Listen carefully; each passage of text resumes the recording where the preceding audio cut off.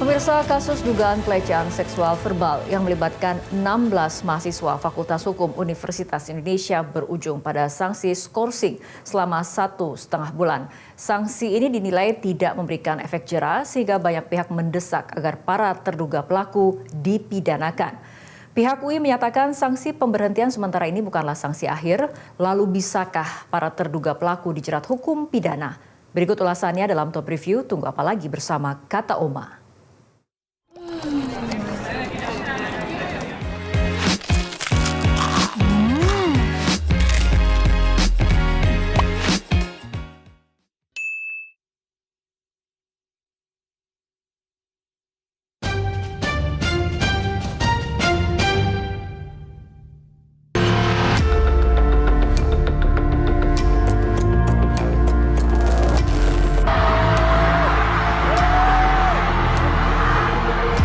Beginilah suasana forum yang digelar pihak Universitas Indonesia atau UI saat menghadirkan 16 mahasiswa terduga pelaku pelecehan seksual secara verbal melalui chat grup pada Senin malam 13 April 2026.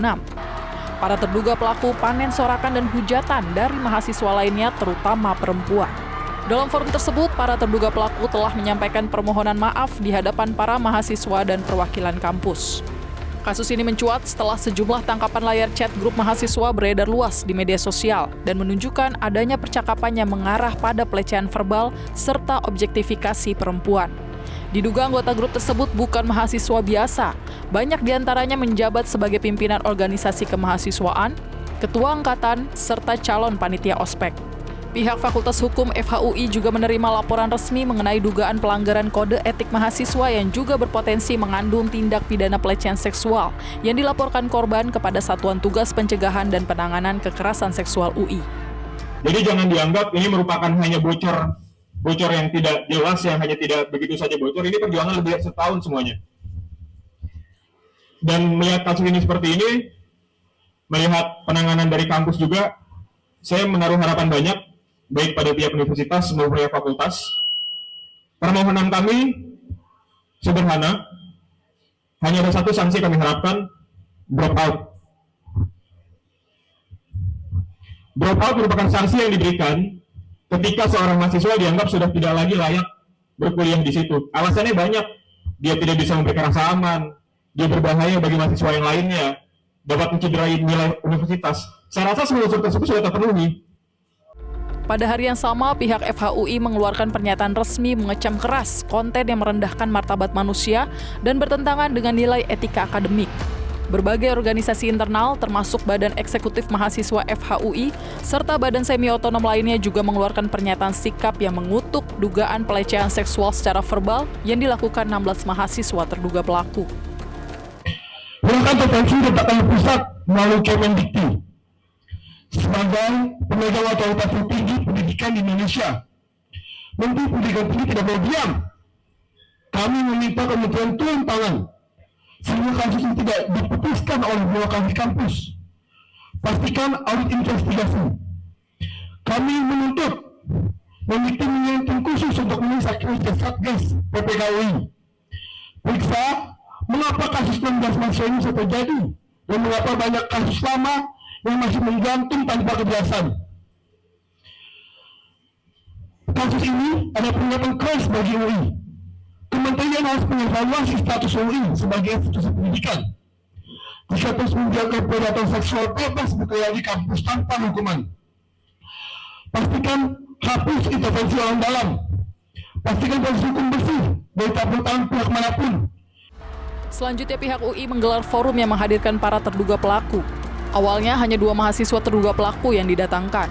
Baru jelang akhir forum, 14 mahasiswa terduga pelaku lainnya dihadirkan. Disinyalir mereka tidak didatangkan sejak awal karena latar belakang keluarga. Namun dugaan itu langsung ditepis pihak UI. Direktur Hubungan Masyarakat Media, Pemerintah dan Internasional UI, Erwin Agustian Padigoro mengatakan, UI memastikan seluruh proses penanganan kasus dugaan pelecehan seksual dilakukan secara profesional, independen dan bebas dari intervensi maupun konflik kepentingan. Ini penanganan kasus sepenuhnya dilakukan oleh Satuan Tugas Pencegahan dan Penanganan Kekerasan atau Satgas PPK UI. Terdapat 16 mahasiswa berstatus sebagai terduga pihak yang terlibat Seluruhnya sedang menjalani proses pemeriksaan sesuai mekanisme yang berlaku dengan tetap menjunjung tinggi asas praduga tak bersalah dan keadilan. Setelah melewati proses investigasi internal dan verifikasi, pihak UI akhirnya mengambil langkah tegas terhadap 16 mahasiswa terduga pelaku kekerasan seksual secara verbal dengan menjatuhkan sanksi skorsing sementara selama 1,5 bulan. Selama penonaktifan, para terduga pelaku tidak diperkenankan mengikuti seluruh kegiatan belajar mengajar hingga aktivitas organisasi kemahasiswaan.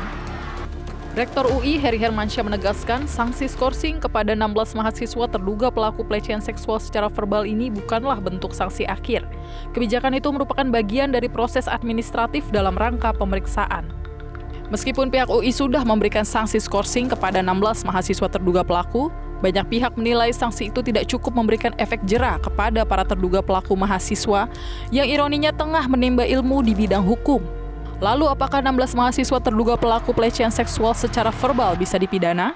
Pakar hukum pidana Jamin Ginting mengatakan, sesuai putusan Mahkamah Konstitusi, para terduga pelaku yang melakukan pelecehan verbal di chat group bisa dipidana dan dijerat dengan Undang-Undang Tindak Pidana Kekerasan Seksual serta Kitab Undang-Undang Hukum Pidana atau KUHP, karena chat group hingga media sosial merupakan ruang publik.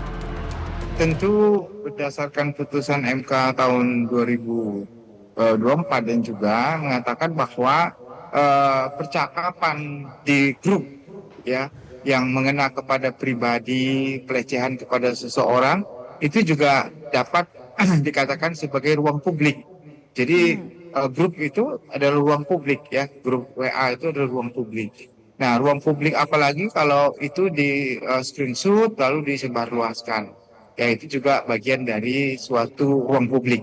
Jadi perbuatan yang melakukan pelecehan baik verbal maupun non-verbal yang dilakukan di ruang publik itu ada sanksi pidana. Nah, sekarang sanksi pidana apa yang dikenakan kepada para pelaku? Tentunya ada dua. Pertama ya tentu terkait dengan Undang-Undang PPKS. Ya, di pasal 5 contohnya di situ ya disebutkan bahwa tindakan-tindakan yang berupa ucapan atau isyarat-isyarat yang merendahkan kehormatan seksual seseorang dikenakan sanksi maksimal 9 bulan.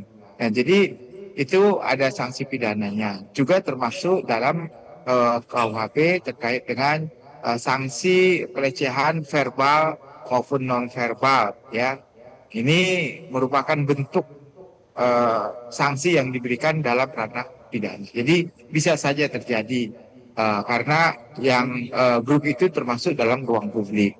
Nah, tinggal bagaimana nanti apa yang menjadi motif yang perlu diperdalam terkait dengan apakah itu hanya candaan-candaan saja ataukah memang merujuk kepada untuk merendahkan martabat subjek yang menjadi korban.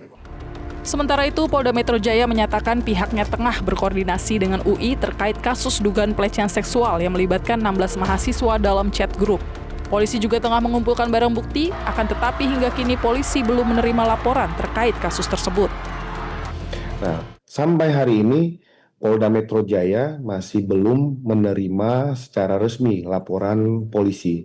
Tetapi Polda Metro Jaya tidak menutup mata tentang peristiwa yang terjadi. Kami juga sudah menyiapkan beberapa langkah apabila pihak UI ingin melakukan pendampingan, ingin melibatkan Polda Metro Jaya, ataupun ada dari pihak yang melaporkan perkara ini, kami sudah mempersiapkan langkah-langkah sesuai dengan prosedur yang berlaku.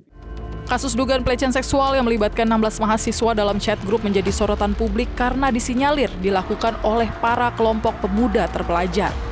Kasus ini ibarat tamparan keras bagi masyarakat luas, sebab di tengah kecerdasan intelektual generasi muda yang meningkat pesat, adab mereka justru perlahan terkikis habis. Kasus ini pun menjadi alarm bahaya bagi kita semua.